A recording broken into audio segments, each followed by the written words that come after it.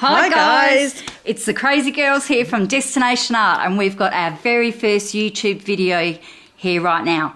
We're going to be sharing with you today our new range of Viva paints that we have in stock. These are amazing paints and we've got heaps to show you, so we're just going to get straight into it. This is a great technique that we're going to show you using the Viva range of paints and stamping into them with rubber stamps, which gives you the effect that you see here in this sample on the left hand corner and the top right corner. We're also later on in our YouTube series going to be sharing with you ways to use the Viva paints in the precious metal colours which have been applied to 10 Second Studio metals. So that's going to be coming up shortly in our YouTube series, so stay watching for that too. Okay girls, we're going to be using ferro paints now for this demo. What you'll need is a piece of chipboard or a grunge board cutout, and we're just going to show you what great texture you can get by using the ferro paints. This is one that we've done earlier. It's just a little cog from the Tim Holtz dies, and you can see that texture, and that's really lovely, and it's been achieved by putting a stamp into the paint. So we're going to show you how to do that. First thing, you'll need to choose your colour, obviously. They've got a great range of colours. This is the steel, and it's just luscious, full of metallic fibres in there. Really great. We're going to use the iron. Now you can use it with a spatula, a knife. I've just got a cut strip of old credit card, which works a treat. And you just want to get a liberal amount onto your knife, and then just work from the centre outwards on your piece of chipboard. Now to just start with, all you want to do is give it a nice thick coat, so don't worry too much if it looks too bumpy, because you can smooth it out afterwards to your desired finish. So just go around and do that last petal on the flower.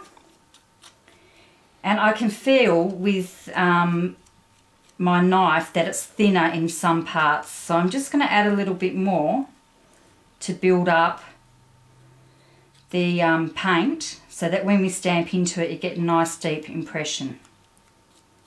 Okay, so just make sure you get all parts of your flower. Now we're just going to pop him down. What you'll need is a rubber stamp, of course, and a mini mister. Then you just simply spritz your stamp, and I'm just going to put this in two parts on the grunge board flower up the top there, and then I'm just going to give it another spritz slightly and stamp in the bottom. Now that's going to take a little while to dry because it is quite thick, but if you can see there all that lovely texture, you can't really tell what the stamp is that's been put in it, but it's just created some really lovely divots and pockets for you to highlight further, or to leave for it to just dry like we showed you earlier with the cog. If you just want to leave it flat, you can paint and then just leave it set aside to dry. It'll take about usually an hour on chipboard or grunge board.